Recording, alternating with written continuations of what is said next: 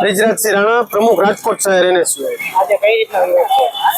તાજેતરમાં તે NSUI ના રાષ્ટ્રીય અધ્યક્ષ એટલે કે વરુણ ચૌધરીજી જ્યારે વારાણસીમાં મનરેગા મુદ્દે શાંતિપૂર્વક આવેદનનો કાર્યક્રમ હોય ત્યારે ભ્રષ્ટ ભાજપની તાનાશાહી પોલીસ દ્વારા વરુણ ચૌધરીજી ઉપર જોર જુલમથી લાઠીચાર્જ કરવામાં આવ્યો। ક્યાંક ને ક્યાંક વિદ્યાર્થી પ્રતિનિધિ તરીકે એની સાથે અસંવિધાનિક વ્યવહાર કરવામાં આવ્યો એવું અમને લાગી રહ્યું છે।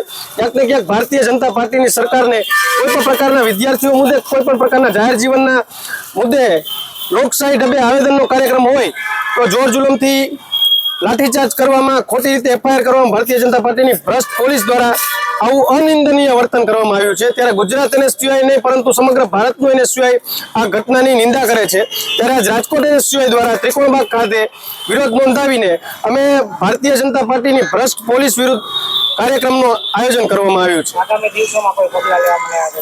જો ત્યાંના પોલીસ કમિશનર ઉપર કોઈ પણ પ્રકારના યોગ્ય પગલામાં ન લેવામાં આવ્યા તો સમગ્ર દેશભરમાં NSUI ઉગ્રમાં ઉગ્ર વિરોધ પ્રદર્શન કરશે।